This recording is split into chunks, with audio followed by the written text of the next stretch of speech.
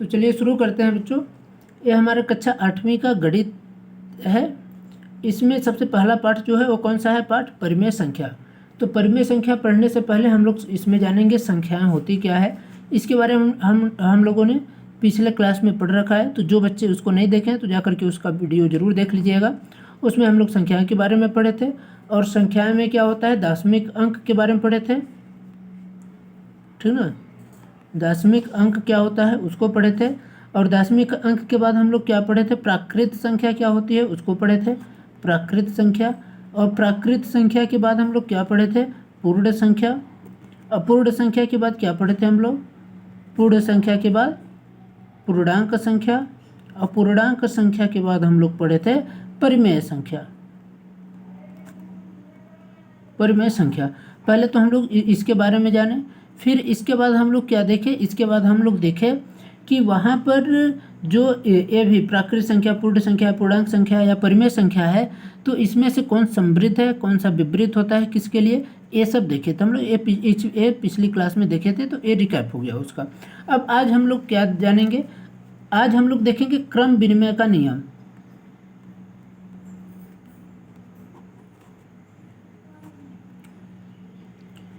यानी क्रम विनिमय का नियम जो होता है तो हमारा क्या होता है? तो क्रम विनिमय का नियम हम सब में करेंगे, पूर्ण संख्या में करेंगे, पूर्णांक में करेंगे, परिमेय और आपका परिमेय संख्या में करेंगे। तो क्रम विनिमय का नियम क्या होता है? हम लोग क्रम विनिमय देखेंगे किस किस चीज़ों में? तो इसका हम लोग योग में देखेंगे, यानी पूर्ण संख्याओं को योग में क्या क्रम विनिमय नियम का पालन करता है या नहीं, इसको देखेंगे। और किस में देखेंगे? घटाना में, यानी व्यकलन में, यानी यहाँ पर घटाना में हम लोग बात करें। और इसके बाद किस में देखेंगे? इसके बाद हम लोग गुणा में देखेंगे, गुणन करने में। और इसके बाद हम लोग देखते हैं भाग में, कि भाग में क्रम विनिमय का नियम क्या होता है। तो क्रम विनिमय क्या होता है कि क्रम विनिमय मतलब होता है कि अगर एक संख्या है और दूसरी संख्या, दो संख्याओं को अगर पहली संख्या और दूसरी संख्या मान लीजिए है, तो पहली संख्या को और दूसरी संख्या को अगर हम लेते हैं तो दोनों तरीके से उसका मान अगर समान है तो वो क्रम विनिमय नियम का पालन करेगा। यानी a प्लस बी का मान b प्लस ए के मान के अगर बराबर है तो क्रम विनिमय के नियम का पालन करेगा, और अगर बराबर नहीं है तो वो क्रम विनिमय नियम का पालन नहीं करेगा, ठीक है। जैसे उदाहरण के लिए हम लोग देख लेते हैं योग में। योग में हम लोग जब देखेंगे क्रम विनिमय नियम का पालन करता है कि नहीं योग, तो योग में हम लोग ले लेते हैं पूर्ण संख्या के बारे में। अब पूर्ण संख्या में हमारा योग में क्या होता है? पूर्ण संख्या कहाँ से स्टार्ट होती है? तो पूर्ण संख्या जो हमारा 0 से स्टार्ट होती है, 0, 1, 2, 3 ऐसे ऐसे जाकर के अनंत तक जाती है। प्राकृत संख्या कहाँ से? 1 से स्टार्ट होती है। और पूर्णांक संख्या क्या होती है? इसमें ऋणात्मक संख्याएं भी होती है, धनात्मक संख्याएं भी होती है और शून्य संख्याएं भी होती हैं। परिमेय संख्या क्या होती है? परिमेय संख्या को हम P/Q के रूप में व्यक्त करते हैं, तो उन्हें हम परिमेय संख्या बोलते हैं, ठीक है। अब देखिए योग में हम लोग जब देखेंगे तो हम लोग मान लीजिए यहाँ पर पूर्ण संख्या का योग लेते हैं। यहाँ पर हम लोग पूर्ण संख्या में पढ़ रहे हैं, योग पूर्ण संख्या का देख लेते हैं, फिर उसमें व्यकलन देख लेंगे, फिर आपका गुणा देख लेंगे, फिर भाग देखेंगे। तो एक एक करके देखते हैं। योग में करते हैं, मान लीजिए पूर्ण संख्या, दो पूर्ण संख्याओं को आपको लेना है। मान लीजिए दो पूर्ण संख्या हम लोग अगर लेते हैं तो एक पूर्ण संख्या हमारा मान लीजिए 1 है, ठीक है, और दूसरी पूर्ण संख्या हमारा मान लीजिए 2 है, ठीक है। 1 है और दूसरी पूर्ण संख्या 2। अगर 1 और 2 को हम जोड़ते हैं और यहाँ पर क्या करते हैं, 2 को और 1 को जोड़ते हैं, तो क्या दोनों का मान बराबर आता है? हम लोग करके देख लेते हैं। तो इसका मान 3 आता है, 3 बराबर 3, ठीक है। तो ये हमारे नियम का पालन करेगा, यानी योग जो है वो क्रम विनिमय नियम का पालन करेगा। अगला देख लेते हैं पूर्ण संख्याओं के लिए, ध्यान रखिएगा पूर्ण संख्याओं के लिए है। अब घटाना यानी व्यकलन में देखते हैं। व्यकलन में क्या होता है? अगर मान लीजिए 1 है, 1 - 2 बराबर 2 - 1, तो क्या ये अगर दोनों का मान बराबर आएगा तब तो ठीक है भाई। देखिए क्या है कि एक क्या है? 1 है, एक क्या है? 2 है। यहाँ बीच में चिन्ह किसका है? माइनस का। यहाँ भी बीच में चिन्ह किसका है? माइनस का है, ठीक है। दोनों संख्याएं भी समान है, लेकिन संख्या बड़ी जो होगी उसी का चिन्ह लगता है। यहाँ बड़ी संख्या हमारी कौन सी है? हमारी बड़ी संख्या यहाँ पर 2 है, तो इसका चिन्ह क्या है? माइनस है। जो भी संख्या होता है उसका चिन्ह उसके आगे होता है। यहाँ पर कुछ नहीं है इसलिए प्लस रहता है, ठीक है। जहाँ पर प्लस रहता है वहाँ पर जो पहली संख्या रहेगी अगर उसके आगे का चिन्ह अगर प्लस है तो वहाँ पर कुछ नहीं लिखा जाता, ठीक है। जैसे यहाँ देखिए कुछ नहीं है तो प्लस है, ठीक है। और यहाँ पर भी कुछ नहीं है तो प्लस रहता है, मतलब जहाँ कुछ नहीं रहेगा वहाँ प्लस रहता है, और नहीं तो जहाँ माइनस रहेगा यहाँ माइनस है। तो अब इसको माइनस कर लेते हैं। जो बड़ी संख्या क्या है, इसमें बड़ी संख्या हमारी 2 है, तो जो अब इसको जब घटाएंगे तो 2 में 1 घटेगा, कितना आएगा, 1 आएगा, लेकिन चिन्ह बड़ी संख्या का रखेंगे। बड़ी संख्या क्या है हमारी 2 है, तो इसका चिन्ह यानी -1 आएगा। यहाँ पर क्या आएगा, 1 आएगा, तो -1 और 1 आ गया व्यकलन में। ठीक है, तो अब इस तरीके से हम लोग देखें क्या यह नियम का पालन करता है, तो यह जो है क्रम विनिमय नियम का पालन नहीं करता है, यानी क्रम विनिमय मतलब इसमें अप्लाई नहीं होता। क्रम विनिमय का नियम इसके लिए अप्लाई नहीं है। जो अप्लाई होगा उसमें मैं सही का टिक लगाऊंगा, जो अप्लाई नहीं होगा उसमें मैं कट कर दूंगा। ठीक है, अब देखते हैं व्यकलन के बाद आ जाता है गुणन में। अब गुणन में हम लोग देखते हैं, तो गुणन में क्या होता है, अगर मान लीजिए हम यही इसी संख्या को लेकर के चलते हैं, तो अगर 1 का मल्टीप्लाई अगर 2 के साथ करेंगे और 2 की मल्टीप्लाई 1 के साथ करेंगे, तो क्या दोनों का सेम आएगा, देख लेते हैं भाई।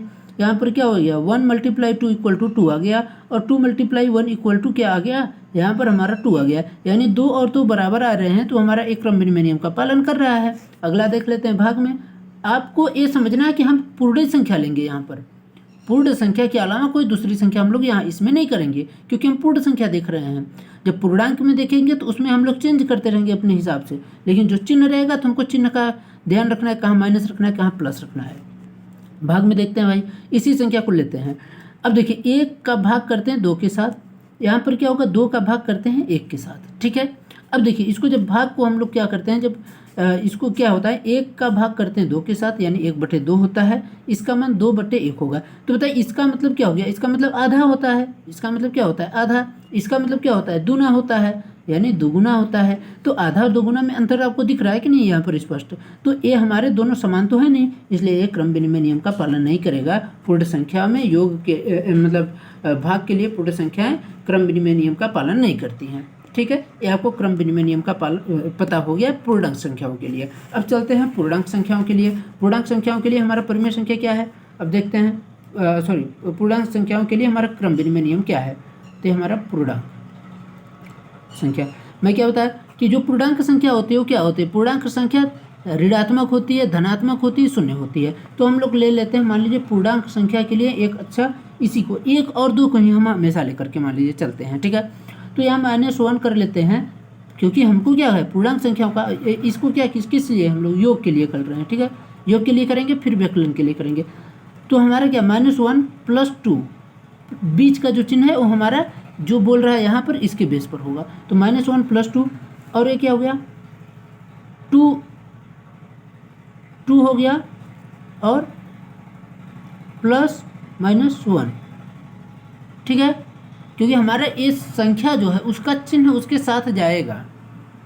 क्या है, संख्या का जो चिन्ह है वो उसके साथ ही जाएगा, वो चेंज नहीं होगा कि नहीं संख्या का हम लोग चेंज कर देंगे। तो जो संख्या का चिन्ह है वो साथ में रहेगा आपके। ठीक है, इसको हम लोग को चेंज नहीं करना है। तो ठीक है ना, अब इसको हम लोग देखते हैं।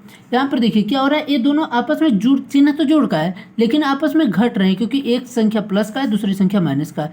यहाँ पर भी देखते हैं, इसको जब हम आगे करेंगे तो हमारा क्या आ जाएगा, 2 आ जाएगा, प्लस का माइनस के साथ मल्टीप्लाई होता है जब, तो ये हमारा क्या होता है, माइनस हो जाता है, चिन्ह -1 आ गया।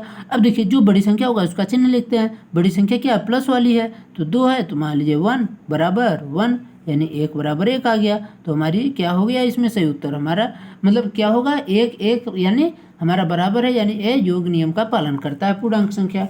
अब घटाना के लिए यानी व्यकलन के लिए देख लेते हैं, इसी संख्या को लेंगे -1 और -2 हो गया, क्योंकि ये बीच वाला जो चिन्ह है उसको हम लोग को चेंज करना है बस। और यहाँ पर क्या है, देखिए यहाँ पर जो हमारा 2 है ये हमारा चिन्ह चेंज हो रहा है, इसका मेन रूप से जो चिन्ह है तो 2 है, -1 माइनस है और -1 करेंगे।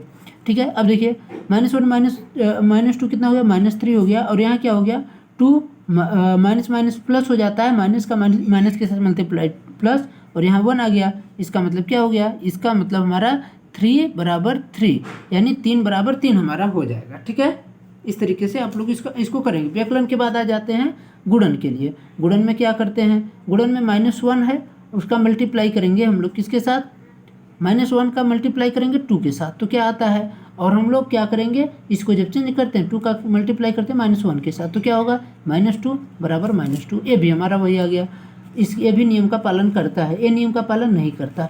भाग के लिए देख लेते हैं, तो -1 का मल्टीप्लाई करेंगे 2 के साथ, तो क्या हो गया -1/2 इक्वल टू, यहाँ पर क्या करेंगे 2 का करेंगे 2 डिवाइडेड बाय -1 यानी 2/-1। तो ये नियम का पालन नहीं करता, ठीक है। तो इस तरीके से हम लोग करेंगे। ये हम लोग अभी पढ़े हैं योग मतलब क्रम विनिमय नियम का पालन पूर्ण संख्या में, पूर्णांक में। अब अगली वीडियो में हम लोग देखेंगे इसका परिमेय संख्या के बारे में कि परिमेय संख्या का इसमें कैसे नियम लगता है, ठीक है।